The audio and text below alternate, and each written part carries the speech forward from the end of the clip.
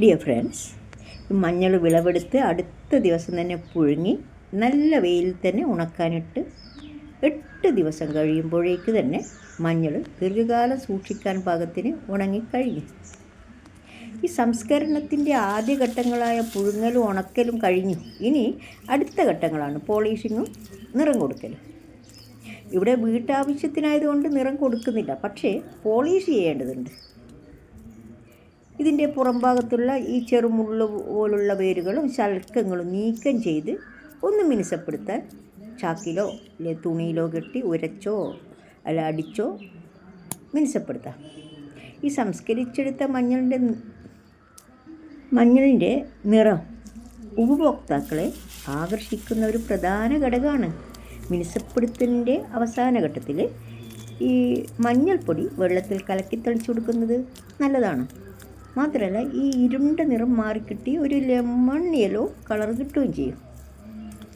അല്ലെങ്കിൽ നമ്മൾ ഈ വേവിക്കുന്ന സമയത്ത് വെള്ളത്തിൽ 0.05 മുതൽ 0.1% വരെ ചുണ്ണാമ്പോ അല്ലെങ്കിൽ സോഡിയം ബൈകാർബണേറ്റോ ചേർത്താൽ നല്ല ആകർഷകമായ നിറം കിട്ടും. നല്ല കട്ടിയുള്ള കോട്ടൺ തുണിയിൽ 2 പ്രാവശ്യമായി മഞ്ഞൾ കെട്ടി ഒരു പ്രതലത്തിൽ വെച്ച് നല്ലതുപോലെ അടിച്ച് മിനുസപ്പെടുത്താം. നമുക്ക് നോക്കാം.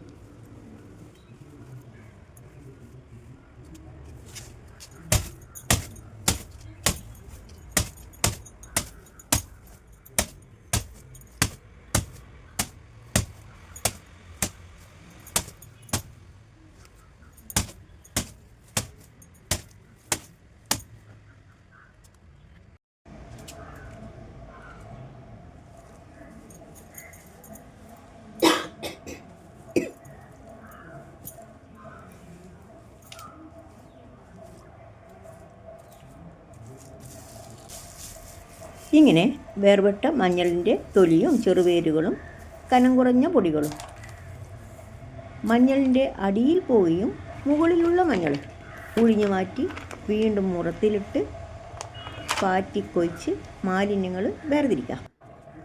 ഈ മാലിന്യങ്ങളെന്ന് പറഞ്ഞാൽ മഞ്ഞളിൻ്റെ ഈ പുറമേയുള്ള തൊലി മാത്രമാണ്.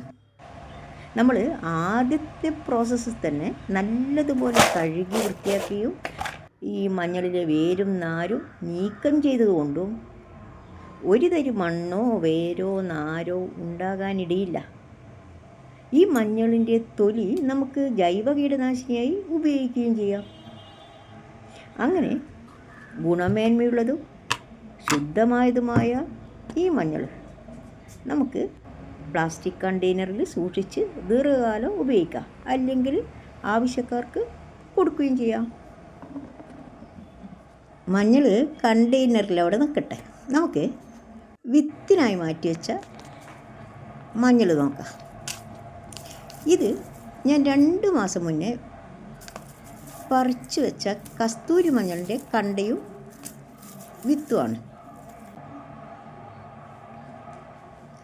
ഇതാണെങ്കിൽ നമ്മൾ ആരോഗ്യമുള്ള വിത്തുകൾ നോക്കി മാറ്റിവെച്ച പ്രതിഭ മഞ്ഞളാണ്.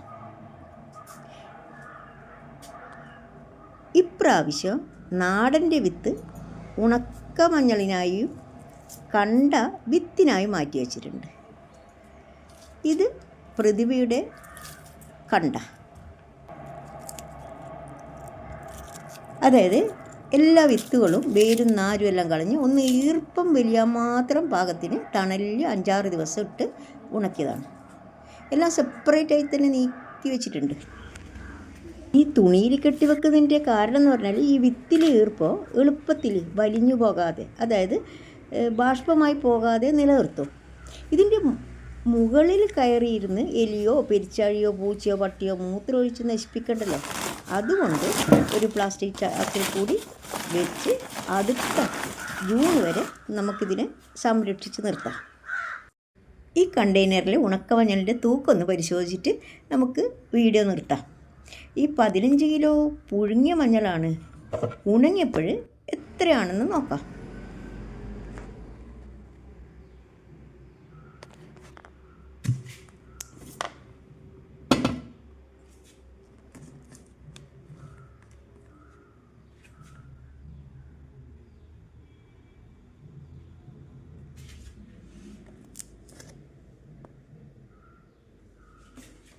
അതായത് 3200, 3.25 കിലോ.